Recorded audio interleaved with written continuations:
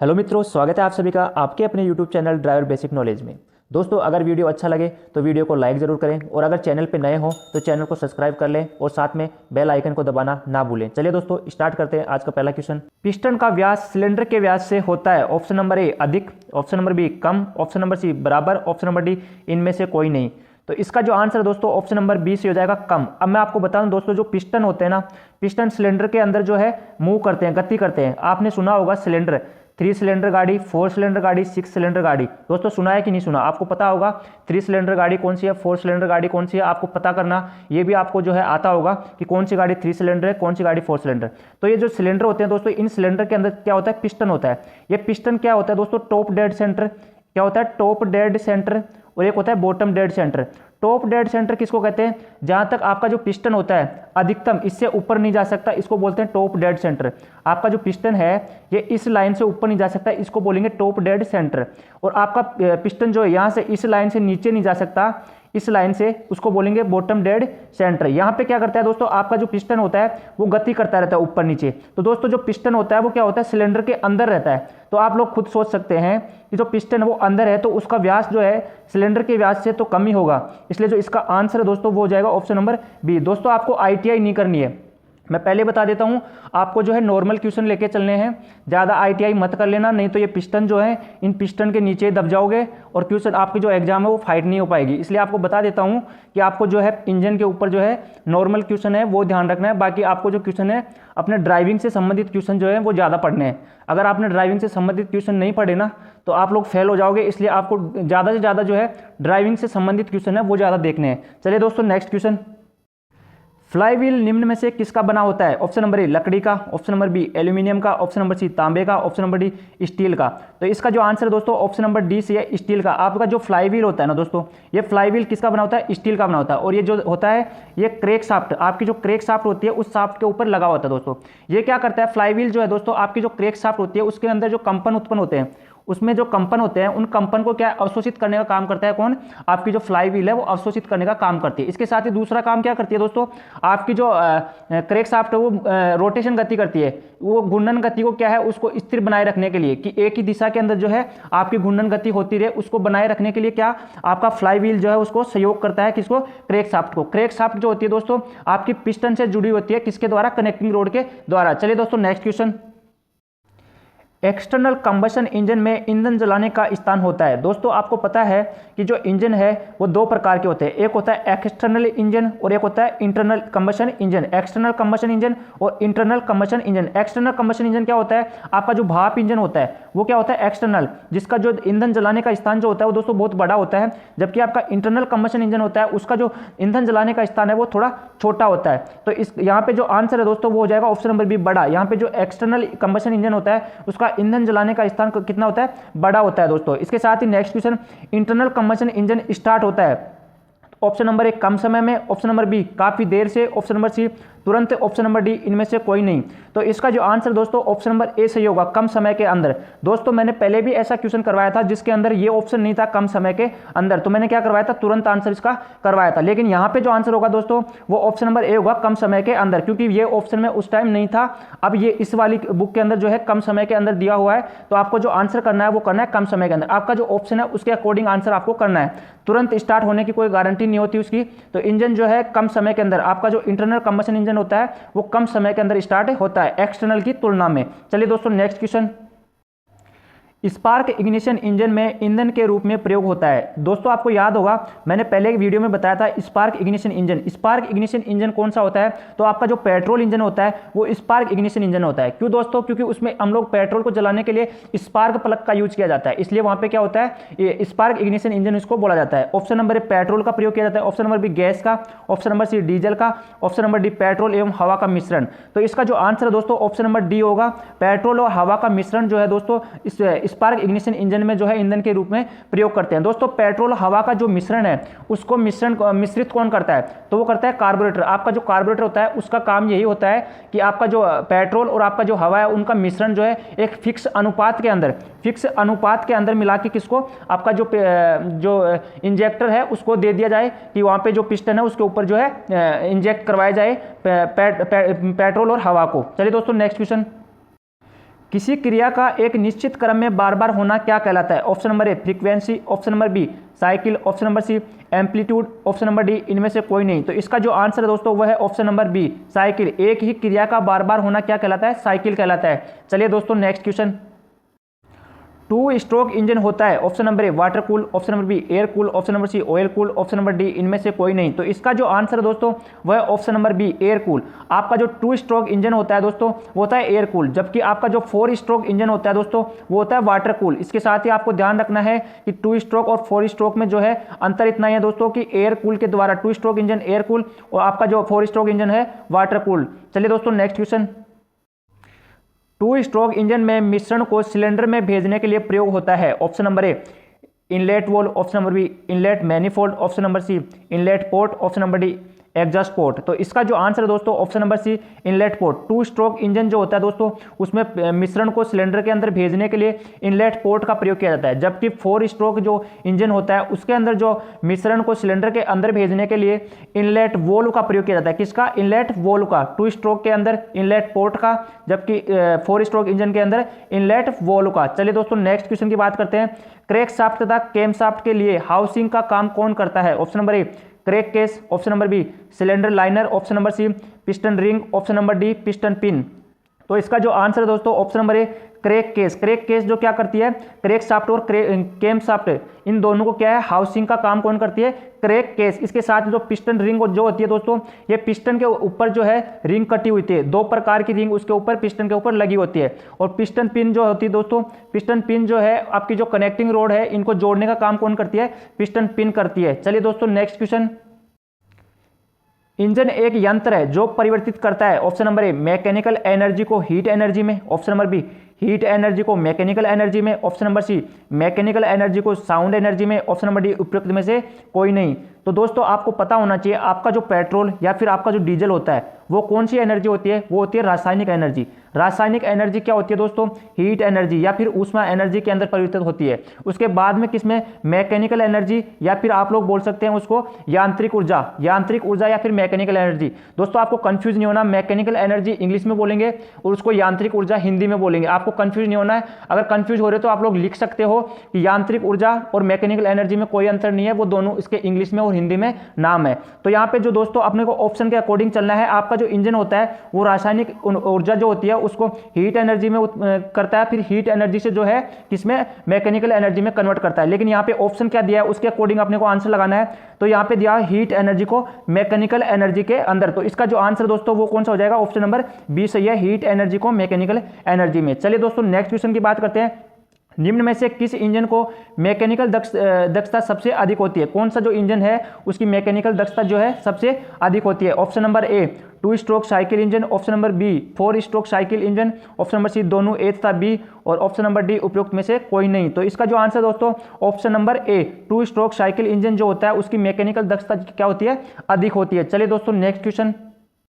दोस्तों अगर वीडियो पसंद आ रहा है तो लाइक शेयर जरूर करें। इसके साथ ही दोस्तों आज एक व्हाट्सएप पे मैसेज आया था मेरे पास कि सर आपने जो गति सीमा, जो आपकी गति सीमा थी उससे संबंधित आपने जो धारा बताई वो 112 बताई, जबकि यहाँ पे किसी ने और कुछ 183 और बता दी है।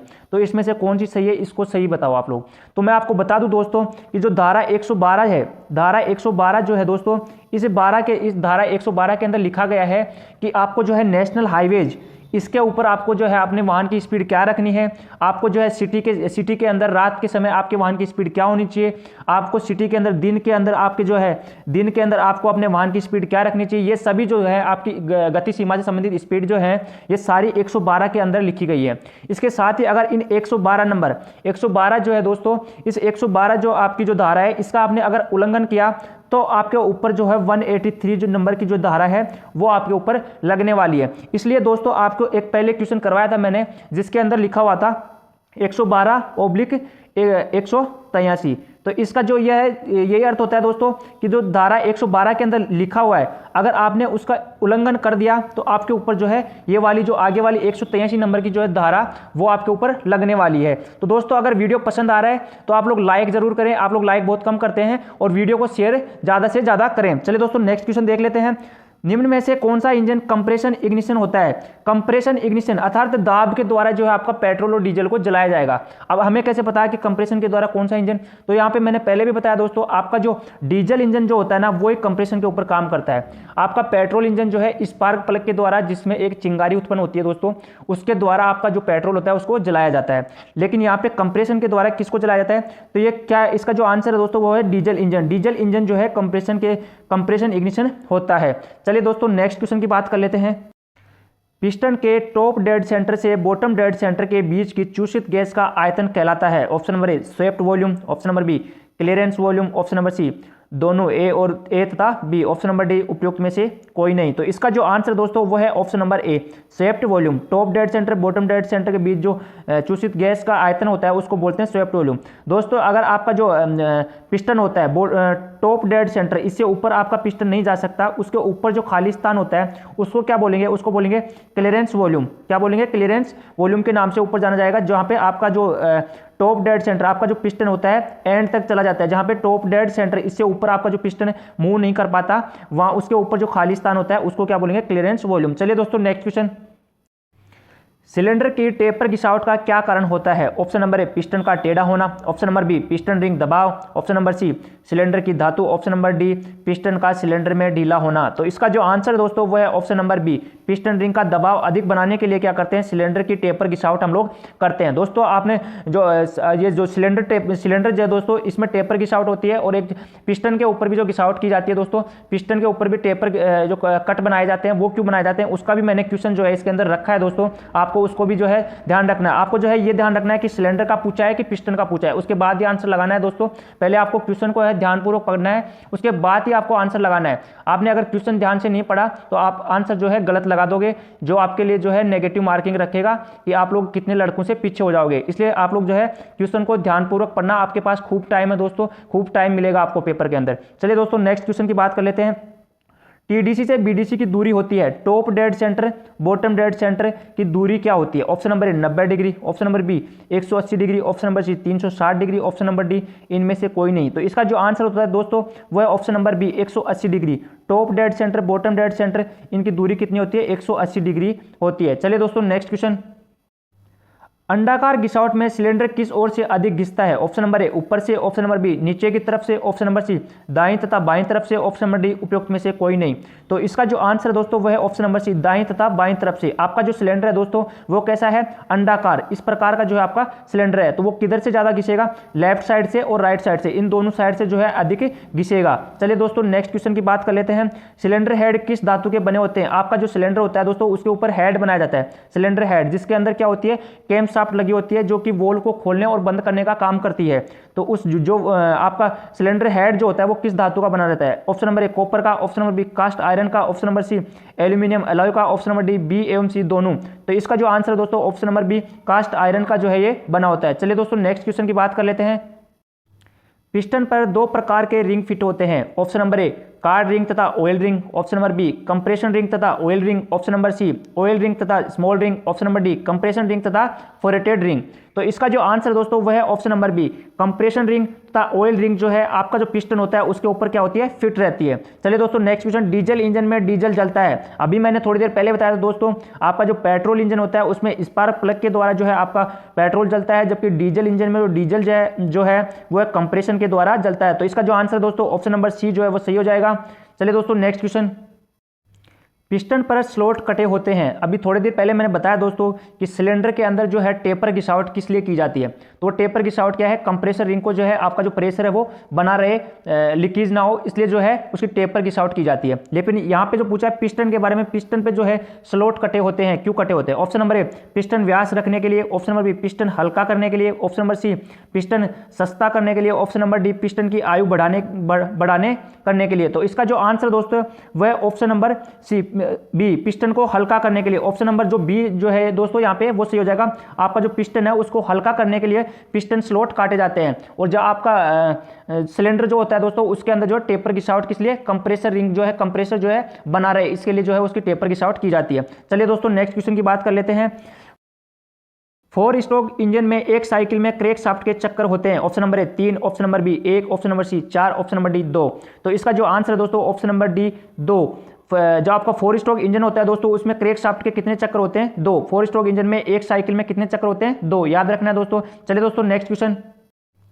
फिल्टर साफ करने के लिए हवा का दबाव देते हैं, इसकी गंद की अंदर की तरफ न जाए, इसके लिए प्रयोग करते हैं। ऑप्शन नंबर ए प्लग का, ऑप्शन नंबर बी जाली का, option number C suction valve का, ऑप्शन नंबर डी रोलर का। तो इसका जो आंसर दोस्तों वो है ऑप्शन नंबर ए प्लग का। हम लोग जब फिल्टर को जब साफ करते हैं दोस्तों, तो उसमें प्रेशर, हवा का जो है दबाव लगाते हैं, प्रेशर लगाते हैं, इससे गंद की जो है अंदर की तरफ ना जाए, इसके लिए हम लोग क्या यूज करते हैं? प्लग का। इसके साथ ही सेकंड क्वेश्चन, डिलीवरी वाल्व खुलता है, ऑप्शन नंबर ए स्प्रिंग द्वारा, ऑप्शन नंबर बी डीजल के दबाव से, option number C control rod द्वारा, ऑप्शन नंबर डी उपयुक्त में से कोई नहीं। तो इसका जो आंसर दोस्तों वो है option number C control rod के द्वारा जो है डिलीवरी वाल्व जो है खुलता है। चलिए दोस्तों next question. Water cooling system में सिलेंडर में चारों तरफ बने होते हैं, option number A water jacket, option number B taper fins, option number C खांचे, ऑप्शन नंबर डी उपयुक्त में से कोई नहीं। तो दोस्तों आपका जो इंजन होता है उसके अंदर सिलेंडर जो होते हैं, उन सिलेंडर जो है दोस्तों मैं आपको बताता हूँ, ये जो सिलेंडर होते हैं, इन सिलेंडर के दो तरफ या चारों तरफ जो है क्या होता है कि वाटर जैकेट बनाए जाते हैं, जिनके अंदर क्या होता है? पानी भरा रहता है। जैसे आपका इंजन जो है गर्म होने लगता है, यहाँ से जो है ये पानी जो है गर्म होगा, जिससे थर्मोस्टेट वोल्व उसको पता चलेगा कि जो आपका इंजन है उसका टेम्परेचर जो है 80 से 82 डिग्री से अधिक हो गया है। तो अगर 80 से 82 अधिक हो गया है तो आपका जो थर्मोस्टेट वाल्व है वो खुलेगा, और वो खुलने के बाद जो आपके इंजन के अंदर जो वाटर जैकेट में जो पानी भरा था वो वहां से निकल के आपका जो रेडिएटर है, सामने रेडिएटर लगा होता है, उसमें चला जाएगा, और जो पहले से पानी रेडिएटर में है वो कहाँ पे आ जाएगा? आपके इंजन के अंदर जो वाटर जैकेट बना होता है उसके अंदर जो है ठंडा पानी आ जाएगा, जिससे आपका इंजन का जो टेम्परेचर है वो मेंटेन रहेगा, बना रहेगा। चलिए दोस्तों नेक्स्ट क्वेश्चन की बात कर लेते हैं। तो यहाँ पे जो आंसर है दोस्तों इसका आंसर है option number A water jacket. क्या बना होता है? वाटर जैकेट बना होता है दोस्तों। ऑप्शन नंबर सेकंड क्वेश्चन की अगर बात करें दोस्तों, वल्कृत जल शीतल प्रणाली में तांबे की नलियां किससे ठंडी होती है? ऑप्शन नंबर ए पानी से, ऑप्शन नंबर बी हवा से, ऑप्शन नंबर सी ए तथा बी दोनों से, ऑप्शन नंबर डी उपयुक्त में से कोई नहीं। तो इसका जो आंसर दोस्तों वो है ऑप्शन नंबर बी हवा से। आपको जो तांबे की जो नलियां होती है वो किससे ठंडी होती है? हवा से। इसलिए दोस्तों आपका जो रेडिएटर होता है वो रेडिएटर किसका बना होता है? तांबे का बना होता है, क्योंकि वो हवा से अधिक जल्दी से ठंडा होता है। उसके अंदर जो पानी होता है दोस्तों उसको ठंडा करने का काम कौन करती है? उसके अंदर लगी होती है टेपर, उसके अंदर फिन्स लगी होती है। ये फिन्स मैंने अभी आपको पहले भी बताया था, पहले वीडियो अपलोड किया दोस्तों, उनमें बताया है कि फिन्स जो होती है वो आपके रेडिएटर के अंदर लगी होती है, ऐसे लाइनें बनी हुई रहती है, उनको क्या नाम है उनका? फिन्स के नाम से उनको जाना जाता है। चलिए दोस्तों next question. Thermostat valve fit रहता है, option number A water outlet में, ऑप्शन नंबर बी रेडिएटर के ऊपर, option number C water inlet में, option number D water jacket में। तो इसका जो आंसर दोस्तों वो है option number A water outlet में। आपका जो थर्मोस्टेट वॉल्व जो होता है, थर्मोस्टेट वॉल्व कहाँ लगा होता है? वाटर आउटलेट में लगा होता है। दोस्तों आपका जो वाटर पंप होता है वो किस में लगा होता है? वाटर इनलेट के अंदर लगा होता है। ये इनलेट वाला जो पाइप हो वो कहाँ पे जुड़ा हुआ रहता है? वो आपका जो रेडिएटर होता है उसके नीचे वाले सिरे पे कौन सा जुड़ा रहता है? वाटर इनलेट वाला जो पाइप है वो जुड़ा रहता है। चलिए दोस्तों नेक्स्ट क्वेश्चन की बात करते हैं। रेडिएटर साफ करने के लिए कौन सी विधि काम में लेते हैं? Option number A reverse flushing विधि, ऑप्शन नंबर स्ट्रेट फल्सिंग विधि, option number C round flushing, option number D उपयुक्त में से कोई नहीं। तो इसका जो आंसर दोस्तों वो है option number A reverse flushing विधि का प्रयोग करके हम लोग रेडिएटर को साफ करने का काम करते हैं। चलिए दोस्तों नेक्स्ट क्वेश्चन की बात करते हैं। दोस्तों अगर वीडियो पसंद आ रहा है तो लाइक शेयर जरूर करें। साथ ही दोस्तों जो धाराएं हैं उन धाराओं के ऊपर मैं आपको फिर से एक वीडियो जो है बना के डालने वाला हूं यूट्यूब पे, आप लोग उसको देख सकते हैं। इंपॉर्टेंट जो धाराएं हैं उन धाराओं का मैं एक वीडियो और बनाऊंगा। जो इंपॉर्टेंट धारा है उनका सभी का जो वीडियो है इंपॉर्टेंट वही मैं उस वीडियो के अंदर लेने वाला हूँ। मुझे आशा है कि उनके अंदर से आपको जो है एग्जाम में एक क्वेश्चन देखने को मिलेगा, क्योंकि दोस्तों एक या दो क्वेश्चन, इतने ही लास्ट क्वेश्चन आपके धारा के ऊपर मिल सकते हैं एग्जाम में। चलिए दोस्तों बात करते हैं नेक्स्ट क्वेश्चन की। तो एंटी फ्रीज है, option number A glycerine, option number B alcohol, option number C A तथा बी दोनों, ऑप्शन नंबर डी उपयुक्त में से कोई नहीं। तो इसका जो आंसर दोस्तों ऑप्शन नंबर सी सही होगा। ग्लिसरीन और एल्कोहल क्या है? एंटीफ्रीज लोशन है। ऑप्शन नंबर सेकंड क्वेश्चन की बात करें दोस्तों, रेडिएटर प्राय किस धातु से बनाए जाते हैं? तो इसका जो आंसर दोस्तों मैंने पहले बताया, रेडिएटर प्राय किस धातु के बनाए जाते हैं? ऑप्शन नंबर ए तांबा, ऑप्शन नंबर बी पीतल, ऑप्शन नंबर सी लोहा और ऑप्शन नंबर डी ए तथा बी दोनों। तो इसका जो आंसर है दोस्तों ऑप्शन नंबर ए तांबे का। आपका जो रेडिएटर होता है किसका बना होता है? तांबे का। चलिए दोस्तों नेक्स्ट क्वेश्चन की बात करते हैं।